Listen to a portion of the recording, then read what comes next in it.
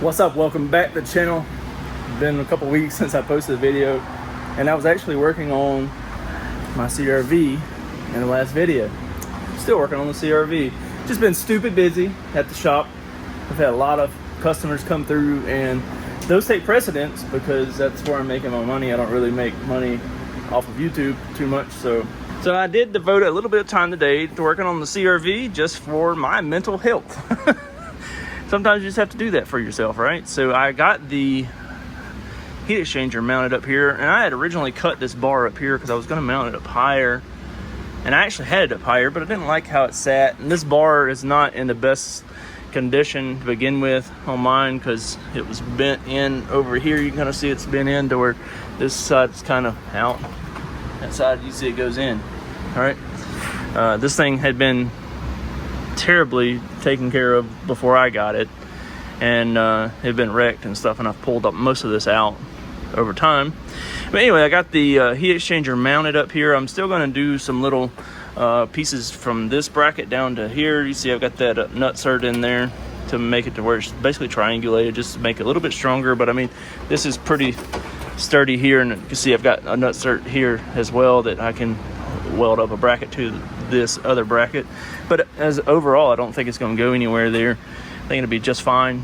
I've got the coolant hose kind of routed through here, the bumper trimmed just a little bit down here at the bottom to where it would go around it. It had a petcock down here somewhere. There it is, like a drain petcock. I took that out, just put a plug in there because of where it was situated there.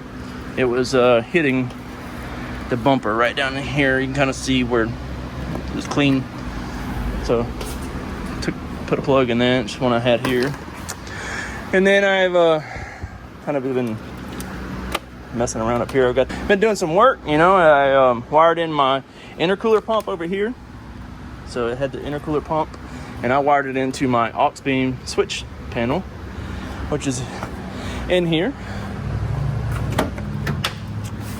And this one originally, I mean, it comes, whenever I got this, I put a bunch of stickers on here because it comes with all different types of stickers. Get this key out. It comes with all different types of stickers that you could put on here, right? But I don't see any that say turbo or supercharger or intercooler, water pump, nothing.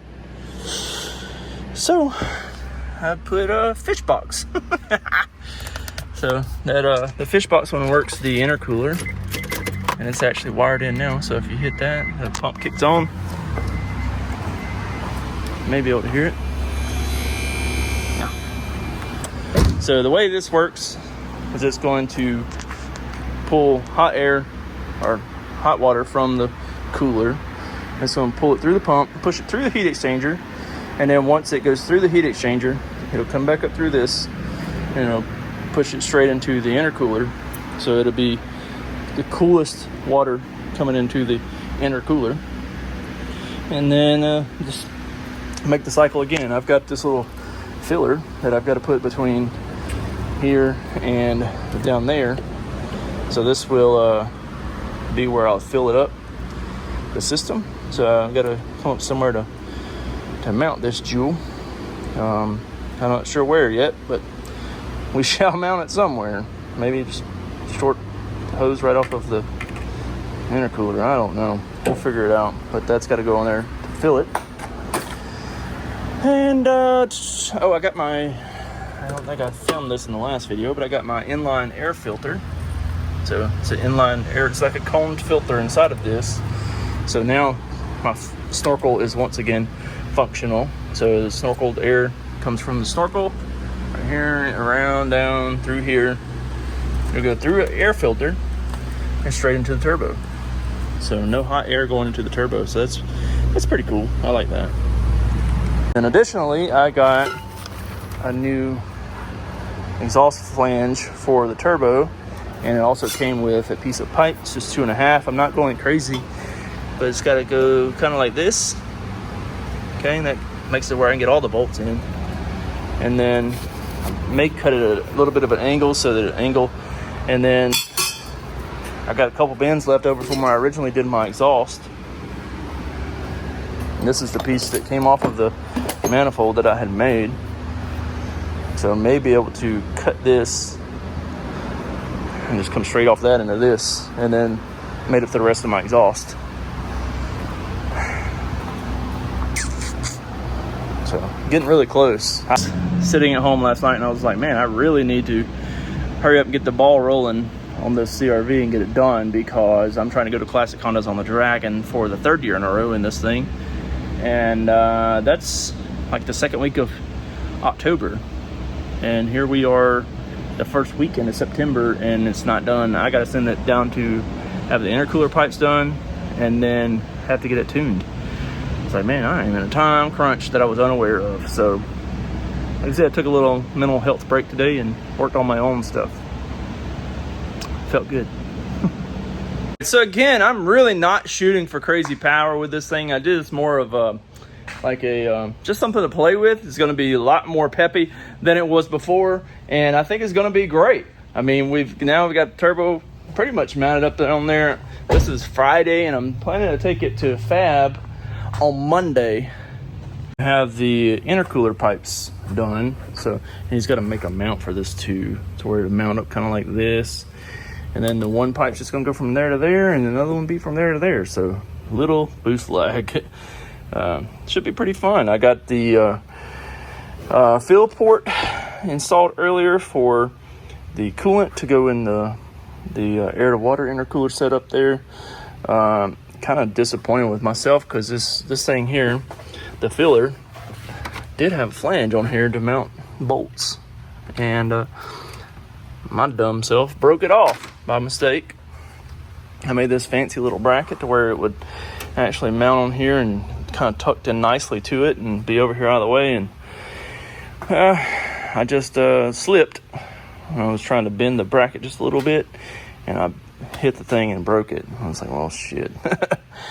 But anyways, we still was able to mount it up with some zip ties there, and I think it'll still be just fine and functional. And got the grill back in now. You see the heat exchanger there, and the water lines you could barely see them in there, but you can see them. I got the line run down to the pump down in here. I haven't put the clamps on this or the sealant on the threads for that just yet, because I don't know if Fab Guy's going to need to move around the intercooler and whatnot. So I didn't do any of that in case he wants to take the intercooler off. It wouldn't be that big of an ordeal. Therefore, I also did not put any coolant in the system yet. Got some bolts laying up here that came with that downpipe kit. I have a TIG welder over there in the corner, but I don't know how to use it. Never used it. So I have a MIG welder too, and that's the little downpipe I had on it. But yeah, it's I know my welds are not that great, but it doesn't leak and it's functional, so that's what I care about. I'm gonna leave the stuff like the intercooler pipe to a professional that actually knows what the heck they're doing when it comes to welding. Well guys, it is Monday, and we've got the CRV loaded up on my 4Runner. I have a core motor up here because I also have to go get a motor for a Toyota Camry that's here. We got to put a motor in. I'm getting them a Honda core just so I don't have core charges. See that one, broken timing belt, good stuff. But yeah, we got the CRV loaded up, and about to head down to Go Auto Works down in Montgomery, Alabama. He's about an hour and a half from me. He does phenomenal work on Honda turbo kits. He builds turbo kits and whatnot. He's built all the intercooler piping and exhaust and stuff on my former turbo projects, like my green hatch, both when it was B series front wheel drive and when it was K series all wheel drive. And then he also did like the intercooler pipes and stuff on my old turbo Integra I had back before YouTube. And seems like maybe this is the hatch twice and the Integra, so he's done 3 sets of intercooler pipes for me in the past, and now it's gonna be number 4. So let's head to Montgomery Hopefully the old 4Runner does it fine. I was locked out of my house earlier and couldn't take my Escalade, so I had the key to the 4Runner with me, and then it'll pull as a V8. Anyways, let's go continue on down there. It's about an hour and a half from my shop down to his shop, and I'll pick it back up whenever we get down there. So I was editing this video and I realized that I never did any kind of video clip or anything when I was down at Go Auto Works, but I've got it back now, and you can see there is the intercooler pipes. So he made this intercooler pipe here and this intercooler pipe back here, and then he added on the flange for the HKS blow-off valve. Got that on there. Also made a little bracket to come over to the bracket that holds the filler, and it holds the intercooler as well right there. Really happy with how that worked out. It's got the IAT down here on the bottom of it, kind of tucked in there out of the way. And yep. Now it's pretty much ready for the dyno. I also got the injector swapped in, the fuel pump, map sensor, and a couple of little miscellaneous things that I needed to do to be able to have it prepared to go to the dyno. So we're gonna head over there tomorrow and go ahead and see how she does. All right, so we just made it over to the dyno in Chatsworth, Georgia, to Jason Waters Tuning. It's CRV on the trailer. We got to upload a base map into it to be able to get it off the trailer, because I winched it up on the trailer because it currently doesn't run. So he'll be here in just a few. Then we'll get it in the shop and get it on the dyno and see what it does. Hopefully it performs well and does what it needs to do. It's not a huge horsepower ordeal, so you know, whatever we get is what we get.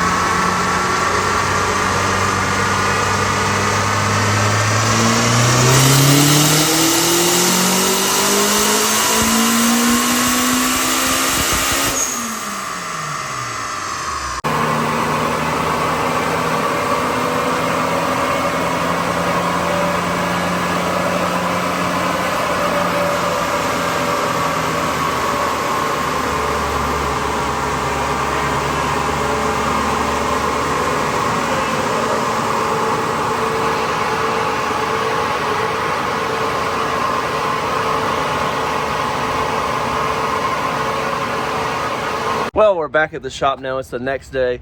The dyno session went overall pretty well, and we wound up making 268 and 268 horsepower and 262 foot-pounds of torque at 6.5 psi. Again, this is not a huge horsepower build. I don't have a boost controller on there. I could turn up the boost, put it with a boost controller, and make more power. Again, I don't care about all that with this build. I just wanted something fun, reliable, you know, that kind of stuff, and that's exactly what I'm gonna have here. It's kind of a crazy situation because whenever we got over there yesterday, he flashed the base map in it, And then I went to move it off the trailer and it wouldn't move. I'm like, what the heck? As you can see here, my axle came apart. So the little tripod on here, so this is the driver's side axle, and with it being an open diff in the front, it wouldn't move because I don't currently have the drive shaft in. I took the drive shaft out for the dyno, so it's front wheel drive only for the dyno. And but this is a K series inner with a B series outer. This is the original passenger axle with a K series inner cup so that it clips into the transmission properly on this end. But I guess whenever I put this axle together, I just didn't put the clip all the way in this groove, and it popped apart. And yeah, it wouldn't move. So I went to the parts store and got a stock B series passenger axle, and I put it in the driver's side just to get it through the dyno, and it did work. It did pop out of the transmission once during the dyno session, and I had to slide it back in. I currently have the center cap off because I was taking the axle nut off, and that way I could slide it like a slide hammer up and back up into the transmission. But all that was fine. If you notice in those clips, my steering wheel was crooked like this or whatever. I don't even have the key over here now, but that was because I put a new rack and pinion in this thing. I had an alignment done, and I told them just set the tie rods to where they're pretty much equal to each side, as opposed to having it steering the wheel straight and having a ton of threads on one side and barely any threads on the other. I'd rather the tie rods be equal, then I could set the steering wheel back straight myself, to which I did yesterday afternoon. After I got back, I went ahead and just took the airbag out, took the one bolt loose under here, took the steering wheel off, straightened it up. Now the steering wheel is straight. So yeah, I caught a lot of grief on that last night whenever I posted it on Facebook. For whatever reason, people were like, oh, look at the steering wheel, why is it like that? Well, that's why. I just ran out of time. I was really on a grind trying to get this thing dyno ready, and the steering wheel being straight was not my concern. What was concerned was the alignment. The alignment was good, so I didn't care about the steering wheel. With that being said, I am going to repair this axle and get it back in the transmission, because with that one popping out of the transmission, I don't exactly feel safe with it like that. So I'm gonna go ahead and get that fixed, and then get that axle back in. I gotta also pull this transmission back out because the input shaft bearing is whining just a smidge, so I want to go ahead and address that before driving 5 hours up to Classic Hondas on the Dragon in like a couple weeks. So I got some work to do, boys, and there's still stuff showing up here at the shop. Another CRV is getting dropped off right now on the rollback, broken timing belt, and we got all this stuff over here too. This is actually a pretty cool rig over here. It's a Land Rover Defender. It's imported from Africa is what the owner said. It's pretty sweet. It's pretty awesome. All that being said, I hope you enjoyed this video. Make sure you smash that like button, leave me a comment below, and let me know what you think about the turbo build, and hopefully be able to make some pulls and grips and that kind of stuff on the next video. Thanks, and we'll see you again.